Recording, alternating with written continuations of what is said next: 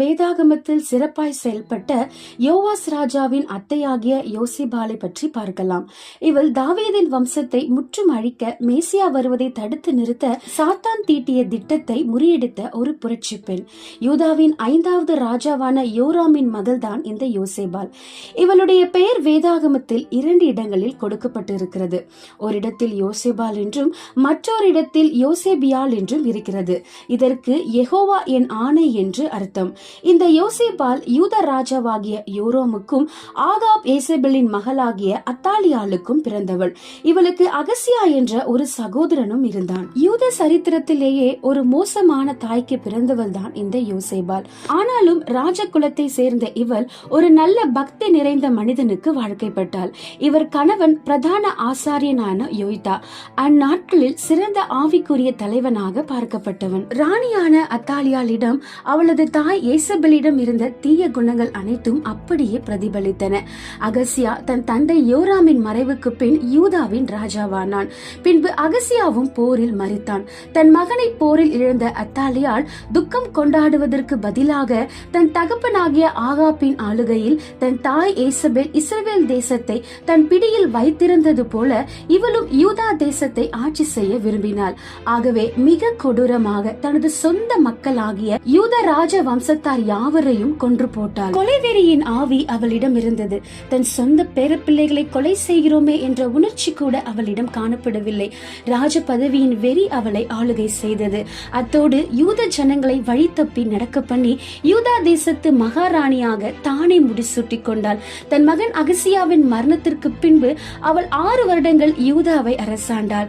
அவளது ஆட்சியில் மக்கள் தேவனை சேவிப்பதை விட்டுவிட்டு பாகாலை வணங்கினார்கள். தேவன் தீர்க்கதரிசியாகிய நாத்தான் மூலமாக தாவீதுக்கு பண்ணின வாக்குத்தத்தம், உன் வீடும் உன் ராஜ்யமும் என்றென்றைக்கும் உனக்கு முன்பாக ஸ்திரப்பட்டிருக்கும், உன் ராஜசனம் என்றென்றைக்கும் நிலை பெற்றிருக்கும் என்பதே. இந்த வாக்குறுதியை நிறைவேற்றும் வண்ணமாக தாவீதின் சந்ததியில் பிறந்த பாலகன் யோவாசை காப்பாற்ற யோசபாலையும் அவள் கணவன் யோய்தாவையும் தேவன் பயன்படுத்தினார். எனவே தேவ நடத்துதலின்படி பிரதான ஆசாரியனான யோய்தாவும் அவனது மனைவி யோசேபாலும் மிக மிக தைரியமாய் இச்சூழ்நிலையில் செயல்பட்டார்கள்.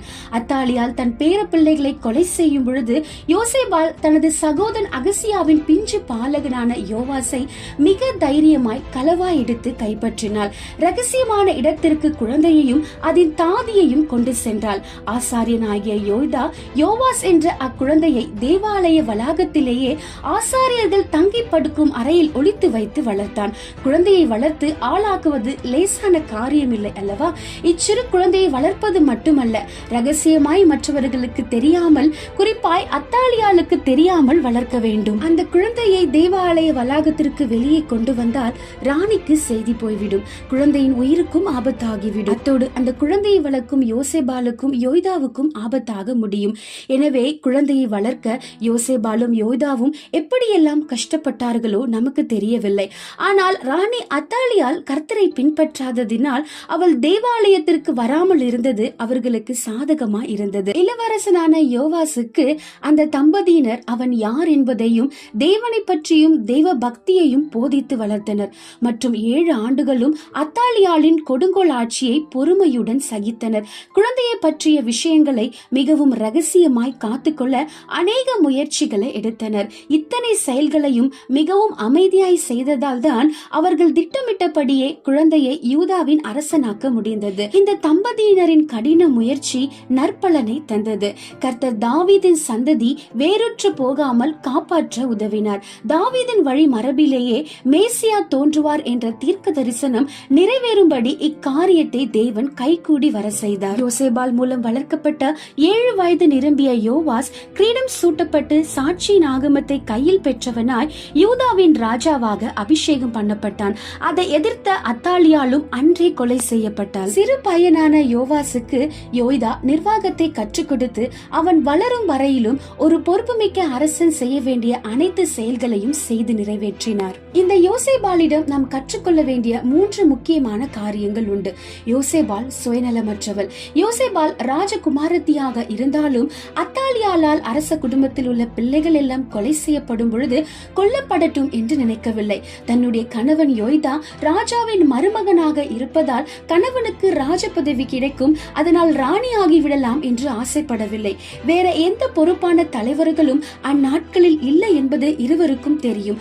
ஆனால் குழந்தையை எடுத்து காப்பாற்றி வளர்த்து அதற்கு போதித்து சரியான வேளையில் அரசனாக்கினார்கள். இருவருக்கும் பதவி ஆசை இருக்கவில்லை. இதன் மூலம் அவர்களது சுயநலமற்ற செயலை உணர முடிகிறது. அதனால் நமக்கு மீட்பு தரும் தாவீதின் குமாரன் இயேசு கிறிஸ்துவாகிய மீட்பர் பிறக்க வழி ஏற்பட்டது. யோசேபால் தேவ திட்டத்தை நிறைவேற்றியவள்.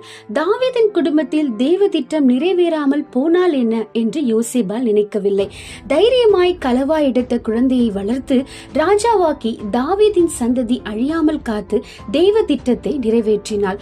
நாமும் அடுத்தவர்கள் வாழ்விலும் தேவ திட்டம் நிறைவேற காரணமாய் இருக்க வேண்டும்.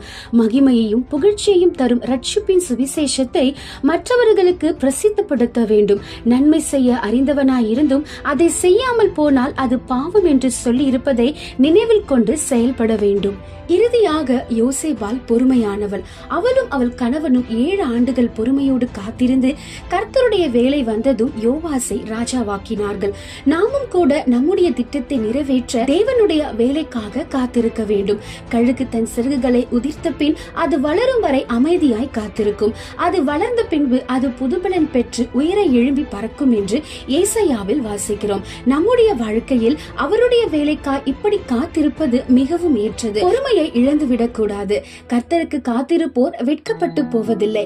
எனவே யோசேபாலின் சுயநலமற்ற செயல், தேவ திட்டம் நிறைவேற எடுத்த பிரயாசம், கர்த்தருடைய வேலைக்காய் பொறுமையோடு காத்திருந்தது போன்ற நற்குணங்கள் நம்மிலும் காணப்பட்டு தேவனுக்கு சாட்சியாய் வாழ கர்த்தர் நமக்கு உதவி செய்வாராக.